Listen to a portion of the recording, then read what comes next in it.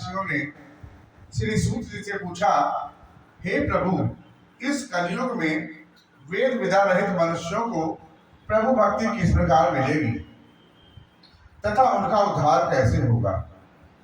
हे मुनिश्रेष्ठ, कोई ऐसा तप कहिए जिससे थोड़े समय में पुण्य प्राप्त हो तथा मन वांछित फल भी मिले।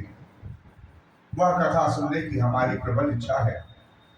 सर्वशास्त्र ज्ञाता श्री सूत जी बोले, हे वैष्णवों में पूज्य, आप सबने प्राणियों के हित की बात पूछी है। अब मैं उस श्रेष्ठ व्रत को आप लोगों से कहूंगा जिस व्रत को नारद जी ने श्री लक्ष्मी नारायण भगवान से पूछा था और श्री लक्ष्मीपति ने मुनि श्रेष्ठ नारद जी से कहा था। यह कथा ध्यान से सुनो। एक समय योगी राज नारद जी दूसरों के हित की इच्छा से अनेक लोकों में घूमते हुए मृत्यु लोक में आ पहुंचे। यहाँ अनेक योनियों में जन्मे हुए सभी प्राणियों को अपने अपने कर्मों द्वारा अनेक दुखों से दुखी देख करके, पीड़ित देख करके विचार करने लगे कि किस यज्ञ के करने से निश्चय ही मानवों के दुखों का नाश हो सकेगा। ऐसा मन में विचार करके भगवान नारद विष्णु लोक को गए। वहां श्वेत वर्ण और 4 भुजाओं वाले देवों के इष्ट नारायण को देख करके, जिनके हाथों में शंख, चक्र और पद्म थे तथा वरमाला पहने हुए थे, देख करके स्तुति करने लगे। हे भगवान, आप अत्यंत शक्ति से संपन्न हैं। मन तथा वाणी भी आपको पा नहीं सकती। आपका आदि मध्य अंत नहीं है।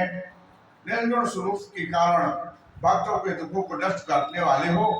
आपको मेरा नमस्कार है। नारद जी से इस प्रकार की स्तुति सुनकर भगवान विष्णु बोले, हे मुनिश्रेष्ठ, आपके मन में क्या है? आपका किस कार्य के लिए आगमन हुआ है? निसंकोच होकर के कहिए। तब नारद मुनि बोले, मृत्यु लोक में सब मनुष्य जो अनेक योनियों में पैदा हुए हैं, अपने अपने कर्मों के द्वारा अनेक अनेक प्रकार के दुखों से दुखी हो रहे हैं। हे नाथ, मुझ पर दया रखते हो तो बतलाइए कि उन मनुष्यों के सब दुख थोड़े ही प्रयत्न में कैसे दूर हो सकते हैं। श्री विष्णु भगवान बोले, हे नारद, मनुष्य की भलाई के लिए तुमने यह बहुत अच्छी बात पूछी है। जिस काम के करने से मनुष्य मोह से छूट जाता है वह मैं कहता हूं, सुनो। बहुत पुण्य देने वाला स्वर्ग तथा मृत्यु लोक में दुर्लभ या व्रत उत्तम व्रत है। आज मैं प्रेम वश होकर के तुमसे कहता हूं, श्री सत्यनारायण भगवान का यह व्रत अच्छी पूर्वक विधि पूर्वक संपन्न करके मनुष्य आयु पर्यंत सुख भोग करके मरने पर मोक्ष को प्राप्त होता है। श्री भगवान के वचन सुनकर नारद मुनि बोले कि उस व्रत का फल क्या है, क्या विधान है और किसने यह व्रत किया है और किस दिन यह व्रत करना चाहिए? हे भगवान, मुझसे विस्तार से बतलाइए। भगवान बोले, दुख शोक आदि को दूर करने वाला, सुख समृद्धि और संतान को देने वाला, यह व्रत सब स्थानों पर विजयी कराने वाला है। भक्ति और श्रद्धा के साथ इसी भी दिन शाम के समय मनुष्य भी श्री सत्यनारायण महाराज जी ब्राह्मण और मानवों के साथ घर पर आए होकर की पूजा करें।